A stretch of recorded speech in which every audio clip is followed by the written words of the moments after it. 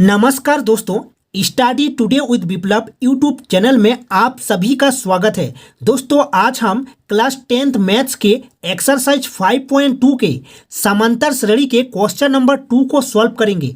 समांतर श्रेणी एक इम्पोर्टेंट टॉपिक है, परीक्षा में पूछा जाता है।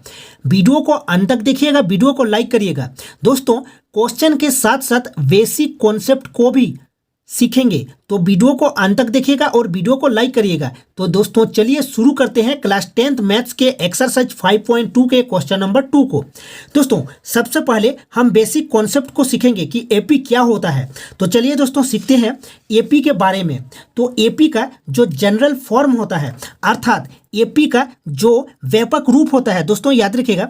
दोस्तों जैसे एक एपी मैंने यहाँ पर लिखा, एपी का जो जनरल फॉर्म होता है वो होता है दोस्तों, प्रथम पद ए होता है और द्वितीय पद अर्थात A2 जिसको हम A+D से लिखते हैं, और दोस्तों फिर तृतीय पद होता है अर्थात थर्ड टर्म होता है अर्थात A+2D से लिखते हैं। दोस्तों इस तरह से लिखा जाता है, जो कि ये एपी का एक जनरल फॉर्म है अर्थात व्यापक रूप है। दोस्तों याद रखिएगा प्रथम पद यहाँ पर दोस्तों प्रथम पद है। दोस्तों यहाँ पर प्रथम पद है ए, और दोस्तों द्वितीय पद है,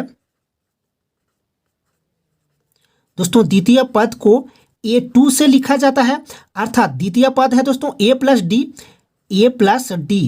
और दोस्तों तृतीय पद है दोस्तों तृतीय पद अर्थात A3 जिसको लिखा जाता है A+2D से। तो दोस्तों यहाँ पर सार्व अंतर को लिखा जाता है दोस्तों D से। सार्व अंतर अर्थात कॉमन डिफरेंस D से रिप्रेजेंट किया जाता है, D से लिखा जाता है। दोस्तों सार्व अंतर बराबर होता है second term minus first term होता है, या फिर दोस्तों आप लिख सकते हैं third term minus second term. याद रखिएगा दोस्तों। तो दोस्तों देखिए हम डी निकालेंगे। दोस्तों ये जो एपी दिया गया है हम इसे डी निकालेंगे अर्थात सार्व अंतर। देखिएगा सार्व अंतर बराबर होगा, जैसे कि दोस्तों डी बराबर होगा second term minus first term. देखिए दोस्तों सेकेंड टर्म क्या है, A+D है, माइनस फर्स्ट टर्म क्या है, ए है, तो ए से ए कैंसिल हो जाएगा। तो दोस्तों डी होगा, क्या होगा डी। फिर देखिए दोस्तों A3 माइनस A2 भी डी होगा। दोस्तों चलिए निकालते हैं। दोस्तों थर्ड टर्म क्या है, दोस्तों यहाँ पर third term minus second term. तो दोस्तों थर्ड टर्म क्या है, थर्ड टर्म देखिए A+D है, थर्ड टर्म A+D है, तो A+2D। थर्ड टर्म क्या है, A+2D है। दोस्तों माइनस होगा A2 अर्थात सेकेंड टर्म। तो सेकेंड टर्म देखिए दोस्तों A+D है। तो दोस्तों ध्यान से देखिएगा दोस्तों A+2D माइनस ए और माइनस डी। तो दोस्तों ए से ए कट जाएगा क्योंकि प्लस माइनस है, और 2D माइनस डी बराबर डी होगा।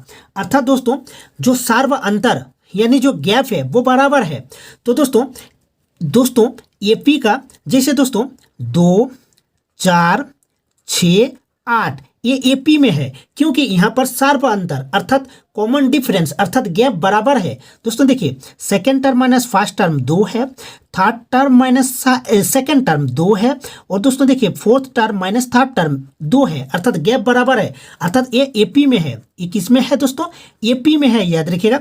जैसे दोस्तों मैंने एक एग्जाम्पल लिया, जैसे कि मैंने लिखा 3 लिख दिया, फिर 8 लिख दिया, फिर 15 लिख दिया। क्या ये एपी में है दोस्तों, ये एपी में है कि नहीं? दोस्तों ये एपी में नहीं है, क्योंकि second term minus first term और third term minus second term बराबर नहीं है, इसलिए ये एपी में नहीं है दोस्तों।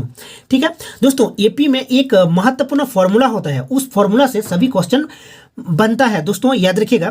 दोस्तों एनवा पद क्या होता है, एनवा पद क्या होता है, बराबर एनवा पद बराबर होता है। दोस्तों याद रखिएगा एन को एनवा पद कहा जाता है अर्थात nth टर्म।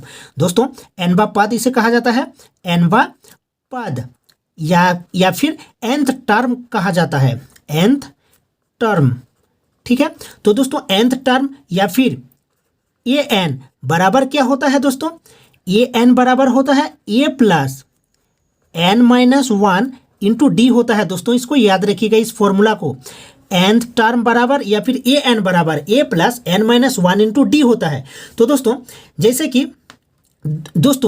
जैसे कि मैं थर्ड टर्म को क्या लिख सकता हूँ, एपी में थर्ड टर्म को यानी तृतीय पद को क्या लिख सकता हूँ दोस्तों, ए प्लस 2d में लिख सकता हूँ, ए प्लस 2d लिख सकता हूँ। कैसे दोस्तों, इस फॉर्मूला की वजह से लिख सकता हूँ। जैसे कि दोस्तों ए थ्री को मैं क्या लिख सकता हूँ, ए प्लस 2d। कैसे दोस्तों, देखिए क्या होता है, nth टर्म क्या होता है, nवां पद क्या होता है, A plus N minus one into D होता है। तो दोस्तों देखिए दोस्तों ध्यान से समझिएगा दोस्तों, ए3 अर्थात थर्ड टर्म बराबर ए प्लस एन का मान कितना है, 3 है। तो 3 माइनस वन इंटू डी बराबर क्या होगा, ए प्लस 2d होगा। उसी प्रकार दोस्तों मैं मान लीजिए मैं ए 50 को क्या लिख सकता हूँ, ए 50 को लिख सकता हूँ दोस्तों ए प्लस 49d लिख सकता हूँ।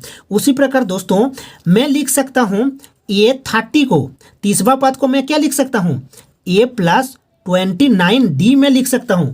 तो इनको याद रखिएगा दोस्तों, एक इंपॉर्टेंट कॉन्सेप्ट है। तो चलिए दोस्तों क्वेश्चन को सॉल्व करते हैं।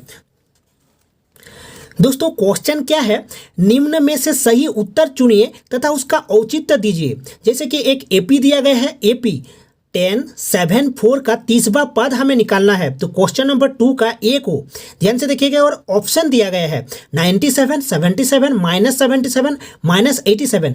तो सबसे पहले हम सॉल्व करेंगे, फिर देखेंगे कि कौन सा ऑप्शन सही होगा, फिर उसको टिक करेंगे। तो दोस्तों चलिए हम क्वेश्चन नंबर 2 के ए को सॉल्व करते हैं। तो ध्यान से देखिएगा दोस्तों, एक पेज ले लेता हूं दोस्तों, इस पेज से इसको हम सॉल्व करेंगे। तो दोस्तों ध्यान से देखिएगा क्वेश्चन को, क्वेश्चन क्या था दोस्तों, क्वेश्चन था, देखिए क्वेश्चन था, ये क्वेश्चन है दोस्तों, ध्यान से देखिएगा ये क्वेश्चन है, ठीक है दोस्तों। एपी दिया गया है 10 7 4 का तीसरा पद हमें निकालना है। तो दोस्तों देखिए एपी का यहाँ पर क्या दिया गया है, प्रथम पद यानी ए, प्रथम पद यानी ए गिवन है दोस्तों, 10 गिवन है, क्या गिवन है, 10 गिवन है। फिर देखिए दोस्तों सार्व अंतर अर्थात कॉमन डिफरेंस डी बराबर क्या है, second term minus first term होता है, second term minus first term होता है या फिर third term minus second term होता है। तो दोस्तों सेकेंड टर्म कितना है, 7 है और फर्स्ट टर्म कितना है, 10 है। तो बराबर कितना होगा, -3 होगा।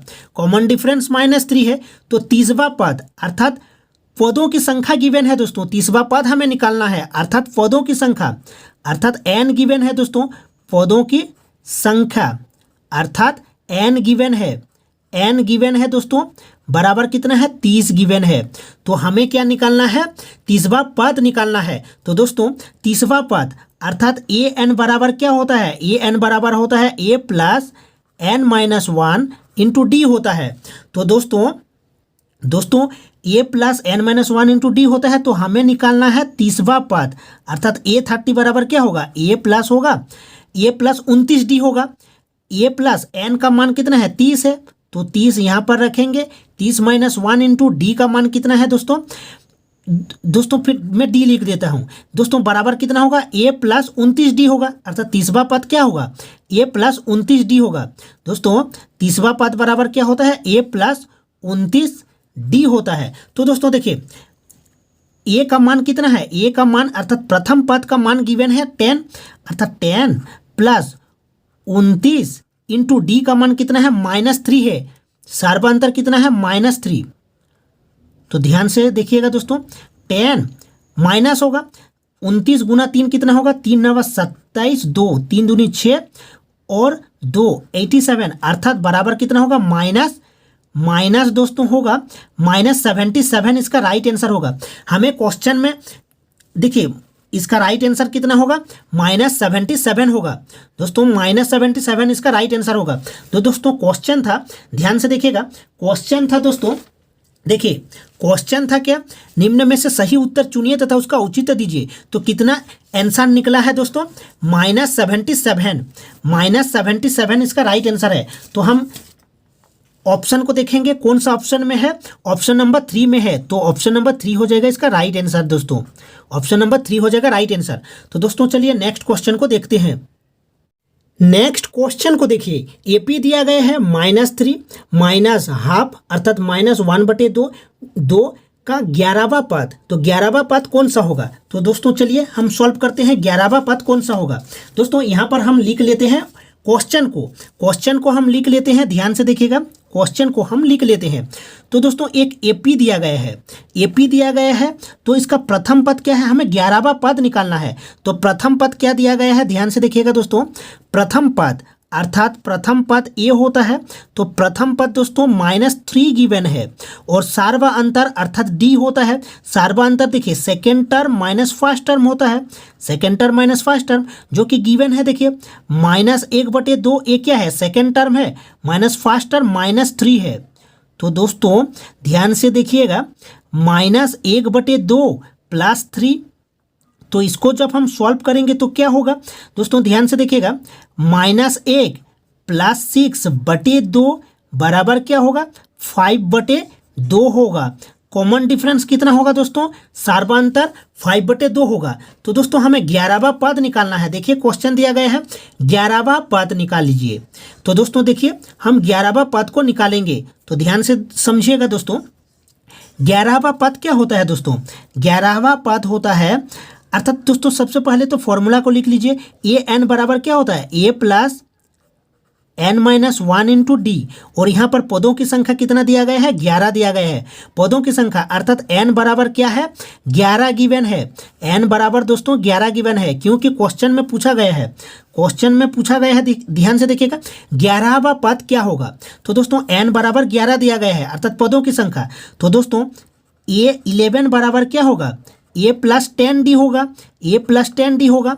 तो दोस्तों a का मान कितना है, a का मान है दोस्तों -3 है, a का मान -3 है, ध्यान से देखिएगा, और प्लस होगा 10 और d का मान कितना है दोस्तों 5/2, अर्थात दोस्तों कैंसिल करेंगे 2 से 10 को तो 5 बार में अर्थात -3 + 25 होगा, अर्थात बराबर होगा दोस्तों, बराबर होगा 22 इसका राइट आंसर होगा, 22 होगा इसका राइट आंसर, 22 होगा।